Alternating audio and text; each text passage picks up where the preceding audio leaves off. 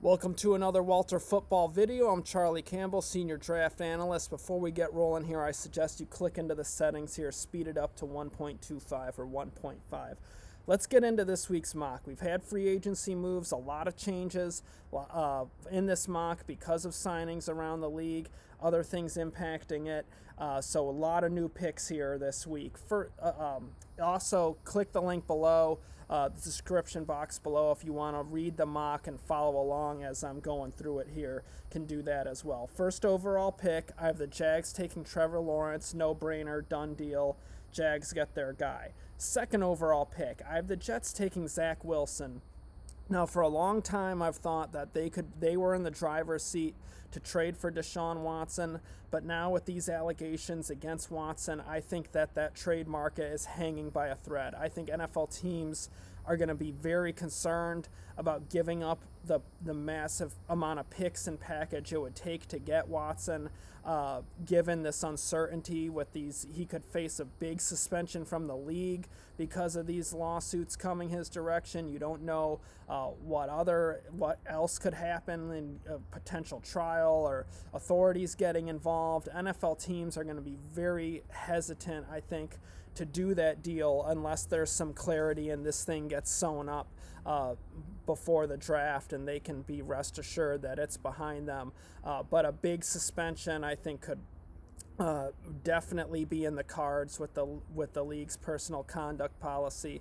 So that could really kill the trade market. So without Watson trade, which I've been mocking, I don't do trades generally in the mock. So with the Jets' decision at 2, now you're facing Zach Wilson, or if you prefer Justin Fields, either way a new quarterback, or sticking with Sam Darnold. I think they lean towards Wilson. I think they prefer to move on with a new guy, get the quarterback on that cheap 5-year contract, rather than try and fix the mistakes made by Adam Gase and Darnold's development. So I think they lean towards Wilson as their new quarterback in New York. Third overall, I have the Dolphins taking Penei Sewell, left tackle from Oregon. After Miami signed Will Fuller, this pick to me changes. I think I've had them taking Jamar Chase for a long time, but with Chase, I'm not sure that they would do that with having Devontae Parker and now Fuller in-house. Given those two guys, Chase would essentially be their third receiver, and I don't think they would use the third overall pick on a third receiver. I think Miami would love to move down here. Possibility is definitely there, but if they stick and pick or forced to stick and pick because there just isn't a good trade available, then I think they lean towards Sewell, give them a bookend with Austin Jackson. You could put Sewell at right tackle. He'd be that blindside protector for Tua, the lefty. So I think that gives the line more balance, makes them just much more competent in terms of pass coverage to help Tua make a big jump in year 2, which the coach and GM really need to have happen there in Miami. So, fourth overall pick, I have the Falcons taking Justin Fields, quarterback from Ohio State. I think Fields is being underrated somewhat through this draft process. He had a couple bad games, but overall he was a winner. He's accurate. He's got a good arm, really good athlete, can make plays with his feet. I think that he's being underrated somewhat in this draft process, just given kind of the projections out there. But Atlanta could use a future franchise quarterback. Fields would be the answer. Even if they don't trade Matt Ryan, you could sit Fields for a year, possibly more, develop him, and then have your future franchise quarterback ready to go for another 10, 15, maybe 20 years. Who knows? But either way, if you have a shot at a franchise quarterback and you have an aging quarterback, it's very dangerous to pass on that guy. You don't know when you're going to have a shot at another one, and you don't want to get stuck in quarterback purgatory. That's just a horrible place to be and can ruin potential playoff teams. So, fifth overall pick, I have the Bengals taking Kyle Pitts, tight end / wide receiver from Florida. give Joe Burrow an elite number one mismatch receiving weapon. With Sewell off the board, I think that Pitts makes more sense than Jamar Chase, even though Jamar Chase has a great history with Joe Burrow, just because Pitts is more dynamic. He's more of a mismatch weapon. You can do a variety of things with him. He can be a slot receiver, an big split end receiver. You can play him tight end. He can be a movement tight end. He's just such a dynamic, versatile athlete, such a mismatch problem.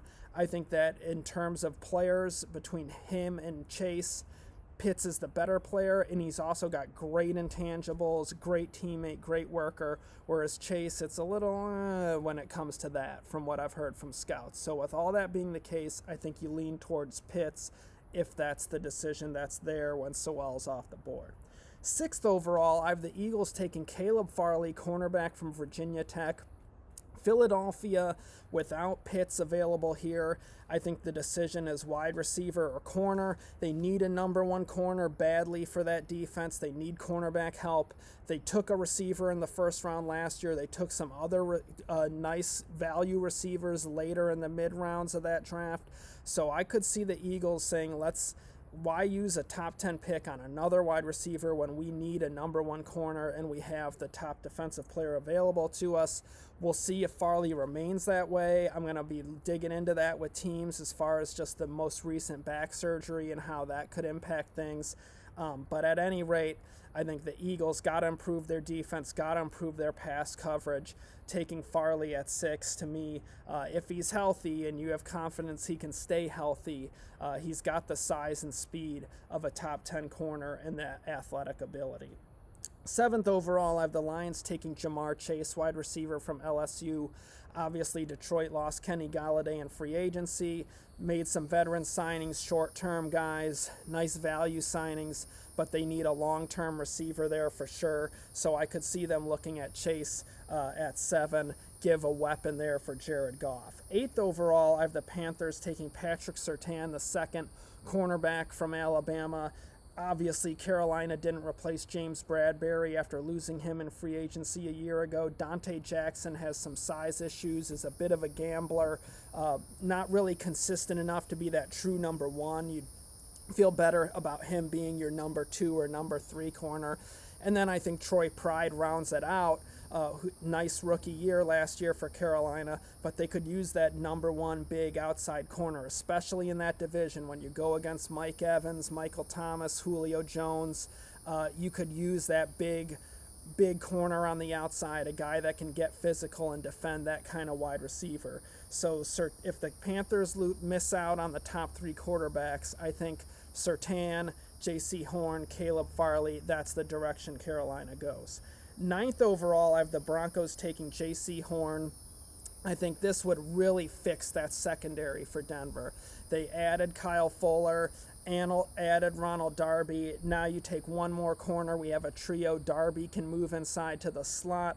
At this point of their careers, Fuller and Darby aren't necessarily long-term starters for Denver, but this makes sense because now you can take Horn, you can use him, kind of rotate him in a way to help his development, help transition him to the NFL, not just throwing him out there to the Wolves as a number 1 corner that has to go against number 1 receivers right away. You have Fuller to do that, but he's signed to a 1-year deal.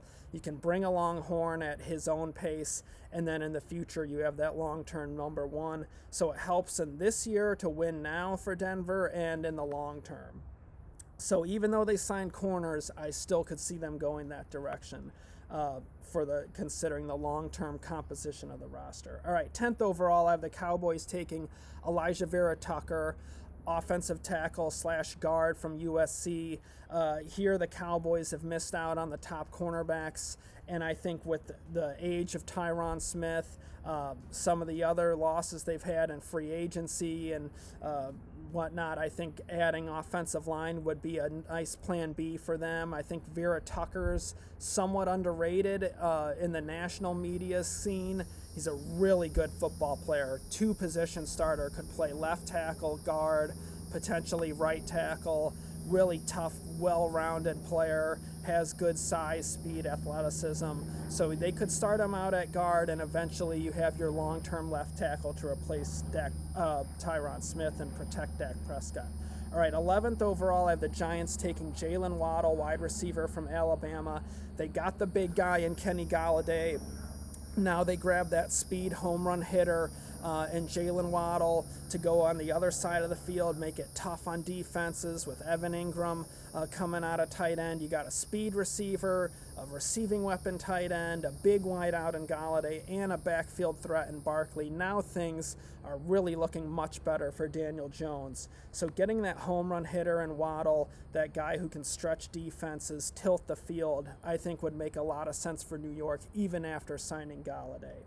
12th overall, I have the 49ers taking Trey Lance, quarterback from North Dakota State. As I've said before, I love this pick in part for Lance because I think going to Kyle Shanahan would be a dream come true for his development.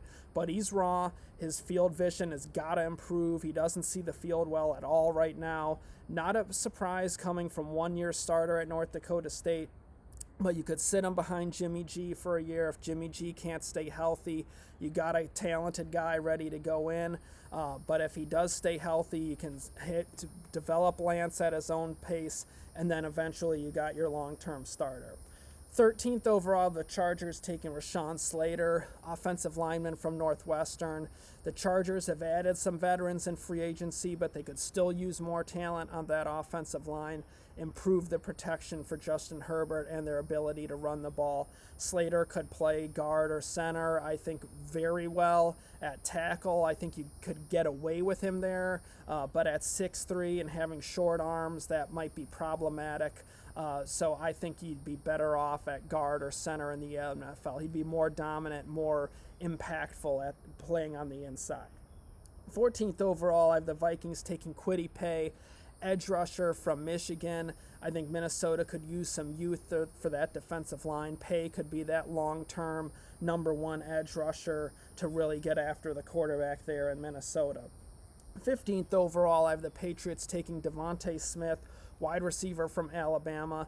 They signed Nelson Aguilar. I think they could use another weapon there for Cam Newton. I think Devontae Smith, with his route running ability to get open, could be a really nice receiver there in the New England system there with Josh McDaniels. I think this is a great fit, and I think Cam Newton will be so pleased to have this upgraded weaponry between Aguilar, the two tight ends, and then a first-round pick like Smith. So really help the Patriots offense to be much better next season than what we saw last fall.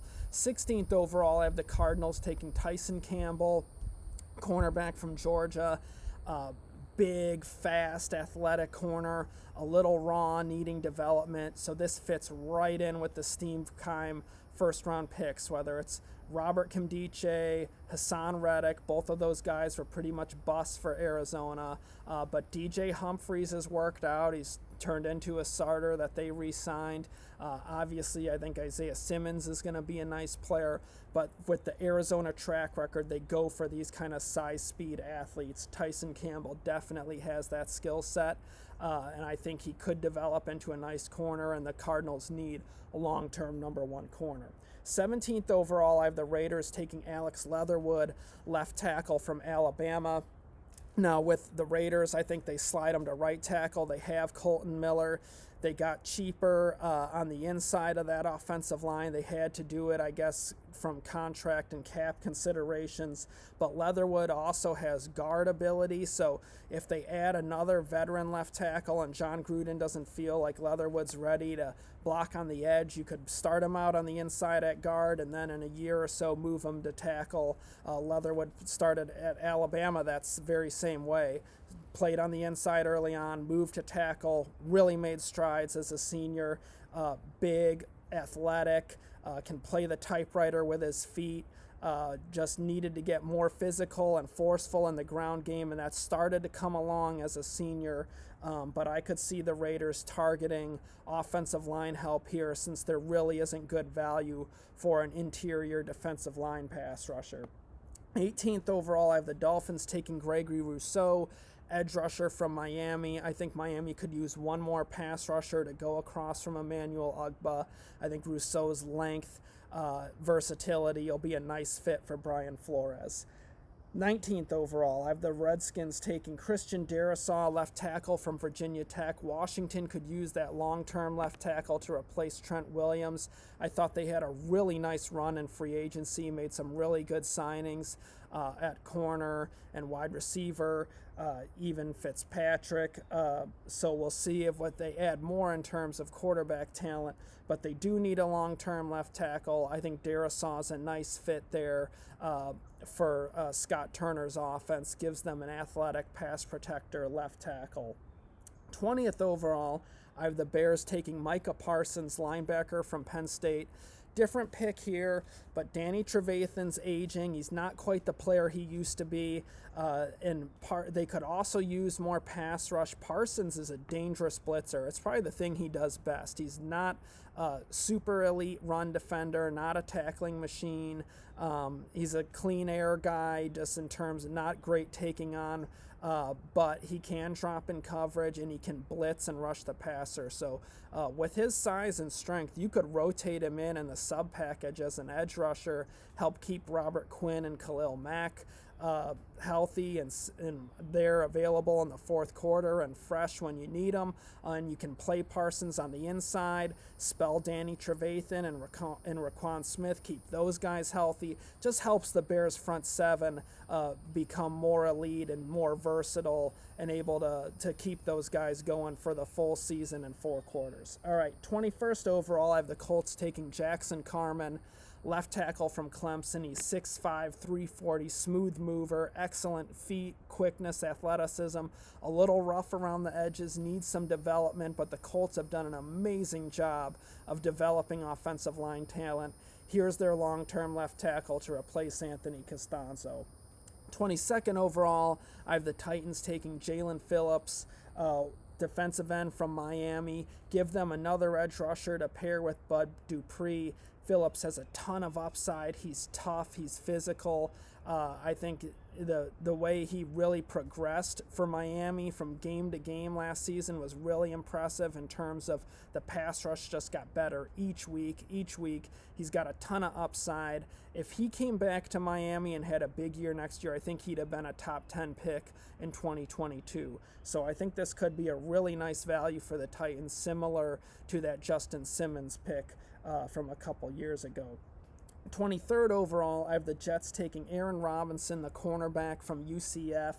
Give them a big corner that's fast and fluid, can play man coverage, press man, off man, a little bit, has issues in zone, but I think that's something Robert Saleh can work with him on and develop to become more well-rounded. But he's fast and fluid and big and long, and that is a tough combination to find. So at this point in the draft, I think this is a nice pick for the Jets to get a good long-term outside starter at corner. 24th overall, I have the Steelers taking Travis Etienne, running back from Clemson. Definitely a home run hitter as a back goes. He's explosive, dynamic in the passing game. I think this could get the Steelers offense back to closer what it was when Le'Veon Bell was there, really making plays happen in the passing game and as a runner. 25th overall, I have the Jaguars taking Christian Barmore, defensive tackle from Alabama. Obviously, Jacksonville needs more interior defensive line help.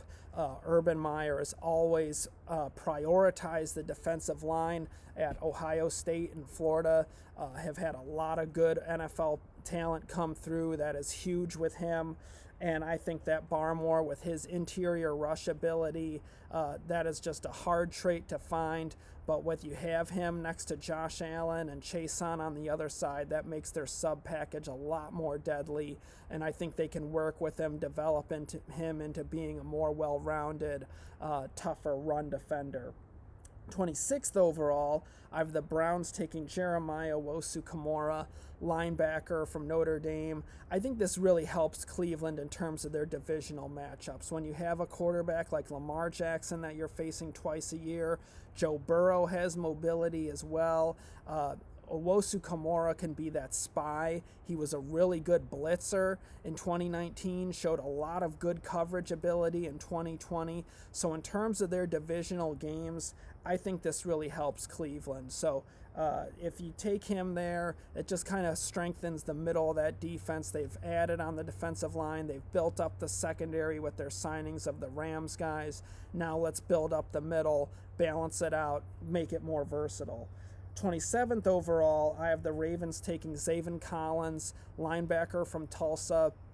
This guy is so versatile. He can be an edge rusher in their 3-4. You could play him just every down as a edge rusher to replace Matt Judon or Yannick Ngakoue, who both left in free agency. But Collins also has the versatility to play inside linebacker. He's really good dropping in coverage, dangerous rushing off the edge. I just think this is a great scheme fit for Baltimore, and he's a Ravens-type defender that could end up being a steal late in the first round. 28th overall, I have the Saints taking Trayvon Moehrig, safety from TCU, get an upgrade over Malcolm Jenkins. They franchise tagged Marcus Williams, but we'll see if they sign him long term or not. Even if they do, Moehrig would be a really nice combo with him, and that would give you a cheap safety to go with the guy who has a higher price tag in terms of a veteran deal. But Moehrig would improve that strong safety position for them. He can do things in coverage, can be a good run defender, well-balanced guy for the middle, deep middle of that defense as well. 29th overall, I have the Packers taking Greg Newsome, cornerback from Northwestern. Obviously, Green Bay is going to need a replacement to upgrade across from J.R. Alexander. I think Newsome, with his speed, physicality, really nice fit in that defense. He has good size. The only question with him is just health. He's just had a lot of injuries at Northwestern, which is why he's a late first-round pick or early second-round pick. But I think Green Bay gets a really nice corner here if he can stay healthy. Could be a really good value for them. 30th overall, I have the Bills taking Jalen Mayfield, right tackle from Michigan. Improve that pass protection for Josh Allen. Got to do it. Got to keep him healthy. Never a bad idea to improve that offensive line and then help that run game get more consistent. It was just a little spotty last year with Singletary and Zach Moss. I think improving their run blocking at the point of attack, that'll make Josh Allen's life easier as well. So to me, with the tackle values available late in the first round, the Bills are sitting in a really nice position to get a good value for that pick when they're prospectively going to be picking in the 20s for many years to come. So in other drafts, without as much tackle talent, some of these guys would go higher. So nice deal there for Buffalo. Kansas City could have that same consideration as well, but I have them taking Jamin Davis, linebacker from Kentucky. I really love this guy, man. He is fast, tough, strong, physical, makes plays in coverage, is a tough run defender, was kind of a one-year wonder at Kentucky, but I think if he had gone back to school and produced another big year, I think he could have been a top 16 pick in 2022.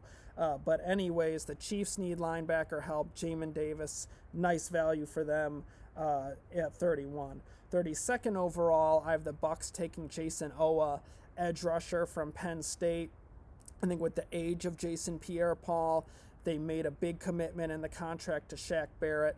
But with the Bucs, with looking to repeat, you want to keep those edge rushers healthy. You want to keep them fresh for fourth quarters, close out those games, seal those wins that Tom Brady puts you in position to get. With Owa, you can develop him.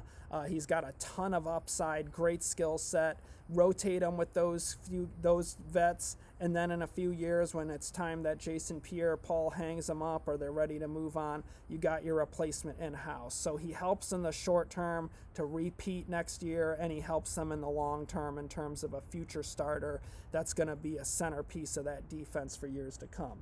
All right, let's get into the teams that didn't have first-round picks. First up, we got the Seahawks. I have them taking Tevin Jenkins, which would be a really nice value for them late in the second round, all things considered. I think he's a second-round player. I know a lot of teams have him graded there, but he might sneak into the first round. He's a right tackle. I Just you don't see the feet to play left tackle in the NFL, but I think he could be a really good guard. I think that would max him out. He'd be his most dominant if you put him inside at guard. But Seattle got Gabe Jackson. They could continue to build up that offensive line for Russell Wilson. I think Jenkins would be a really nice value for them in the second round if he gets there, which might be wishful thinking, but we'll see. All right, next up after the Seahawks, you got the Rams. I have them taking Andre Sisco, the safety from Syracuse. Obviously, they lost John Johnson in free agency. I think Sisco would be a really nice value for the Rams prior to that knee injury that he suffered in a kind of freak pregame collision last fall. He could have been a first-round pick. This guy is a pure ball hawk. He is a dynamic safety in terms of creating turnovers, is put together pretty well. I think he could develop into a really nice, versatile safety in the NFL and a guy who's a threat to make some big plays because he's really instinctive with tremendous ball skills. All right, next up we have the Texans in the top of the third round. I have them taking Kelvin Joseph, cornerback from Kentucky. And I think that he might not get there, but it's very much kind of a love-hate prospect when I talk to teams about him. He has some terrible tape last year. Kyle Pitts absolutely embarrassed him and destroyed him.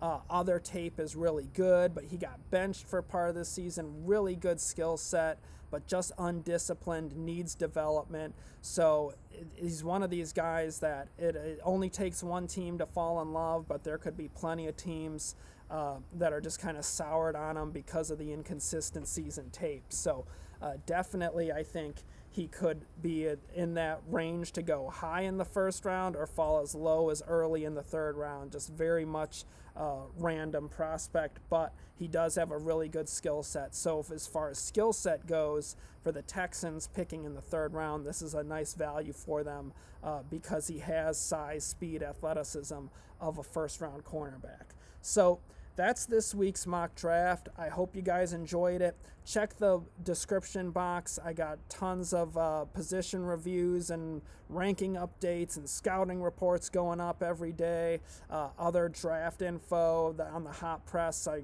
weekly getting out articles on how players are grading out, where teams are positioning them on their boards. Check that out. Check out Walt's mock. It's 5 rounds. Always a great read.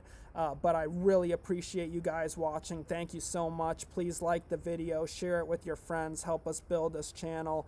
I'll always appreciate you guys. Thank you so much for watching. Love you. Be safe. I'll be back with you soon. Take care.